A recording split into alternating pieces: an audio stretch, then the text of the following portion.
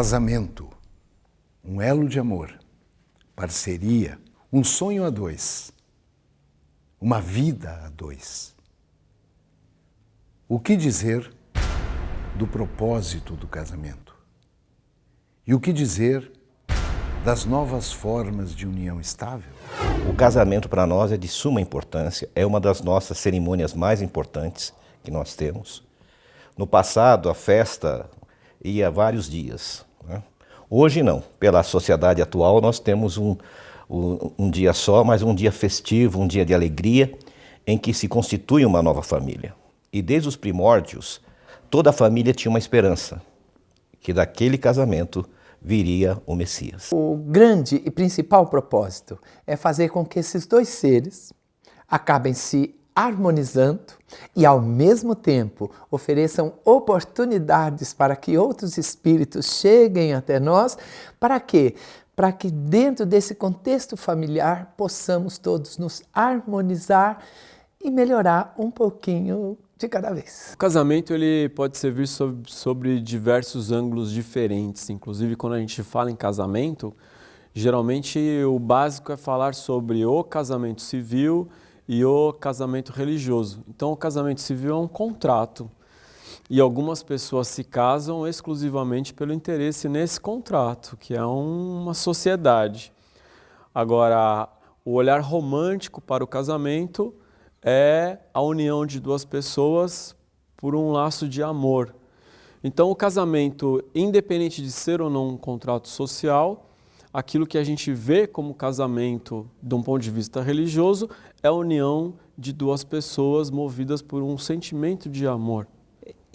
O propósito do casamento, muitas vezes, se inicia de uma forma errada. Tem pessoas que casam querendo ser feliz. E, na verdade, você tem que casar buscando fazer o outro feliz, porque só assim seremos felizes. Por que ocorre o divórcio? E quais as principais causas? O divórcio ocorre por diversos motivos também. Imaginemos duas pessoas que, do lado de lá, escolhem se casar aqui deste lado. E vamos entender que do lado de lá, as coisas são mais favoráveis do que por aqui. Encarna cada um num canto, vão se encontrar um dia. Só que no planeta, nós não lembramos com exatidão o que conversamos do lado de lá.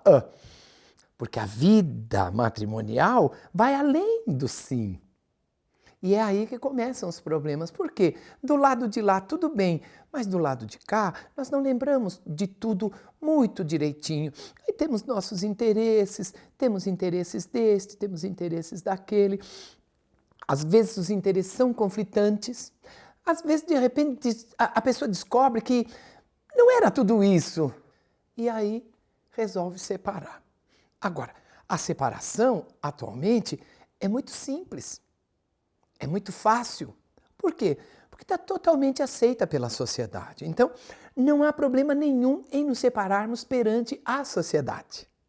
Mas olha que interessante, perante nós mesmos, o problema vai persistir. Porque nós nos casamos para harmonizar coisas que não estavam bem harmonizadas e não concluímos o projeto. A principal causa do divórcio hoje no meio judaico é a incompatibilidade de gênios.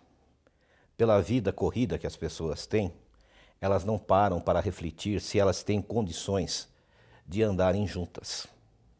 Muitas vezes os objetivos e propósitos são diferenciados e elas entram numa união e quando percebem, tudo está fora daquilo dos projetos que elas tinham antes. A separação, a dissolução de um casamento ou um divórcio acontece quando uma ou as duas partes daquela união reconhecem que já não tem mais afinidade, já não tem mais razão de viver junto ou simplesmente reconhecem que não estão tendo qualidade de vida juntos. E às vezes é mais grave, reconhece que de uma forma ativa ou passiva, um está agredindo o outro porque não está feliz. Então, se você entender que não está feliz numa união, perde-se a razão de continuar unido. De se continuar junto, porque unido já não está, né? As principais causas do divórcio me faz lembrar de uma história. Um filho que se sentia muito importante falou para a mãe que ia viajar a procurar uma esposa perfeita. Ele viajou o mundo inteiro e voltou 6 meses depois solteiro. Aí a mãe pergunta: filho, por que você não voltou casado? Ele falou: mãe, eu encontrei uma mulher em tal local, mas ela era linda, porém não tinha o currículo que eu desejava, então não era perfeita. Aí eu fui em outro lugar, eu encontrei uma mulher linda, estudiosa, porém ela, o jeito dela falar não era perfeito. Aí eu fui em outro lugar, eu encontrei uma mulher perfeita. E a mãe pergunta: mas por que você não casou com ela? Porque ela não me achou perfeito. Então, às vezes, essa busca dessa perfeição no outro, esquecendo que nós não somos perfeitos, causa muito divórcio. Quais seriam as dicas para um casamento duradouro e saudável? As dicas para um casamento saudável é você, todos os dias, se esforçar para dar a sua verdade para o outro e acolher a verdade do outro. Então, dar a verdade e acolher a verdade não é fácil, porque nós somos seres humanos, nós temos vontades, nós temos o nosso ego, nós temos as nossas dificuldades. A gente cresce e num período da vida você tem certos anseios, depois você tem outros anseios, você tem essas expectativas, aquelas. A vida muda e você vai mudar.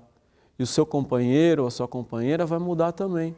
Então você tem que estar pronto e preparado para receber a verdade do outro, para dar a sua verdade e para se aprofundar na alma. As dicas para um casamento duradouro, primeiro é buscando fazer o outro feliz. Não buscar somente a sua felicidade, é buscar fazer o outro feliz, porque assim você vai ser feliz. Ser compreensivo, paciente e sempre conversar. E uma dica que não falha: nunca durmam brigados um com o outro. Nunca deixe para resolver um problema para o outro dia. Resolva no mesmo dia, não vá dormir brigado. Casamentos duradouros e saudáveis passam necessariamente pelo diálogo. Não tem como ser diferente. Como é que eu vou saber o que a minha companheira está necessitando ou o que o meu companheiro está necessitando se nós não conversarmos? Isso vale para todos os setores do relacionamento. A dica que eu dou é a primeira coisa: jamais entrar numa relação sem antes se preparar, buscar ajuda, buscar fazer cursos. Então eu oriento todos os casais que me procuram fazerem um curso pré-nupcial para se preparar, não só psicologicamente, mas também na questão financeira, na questão de relacionamento, porque irá unir duas famílias diferentes numa só. Então a minha sugestão é: antes de casar, procure uma ajuda, procure fazer um curso. É o princípio de um casamento duradouro, o diálogo.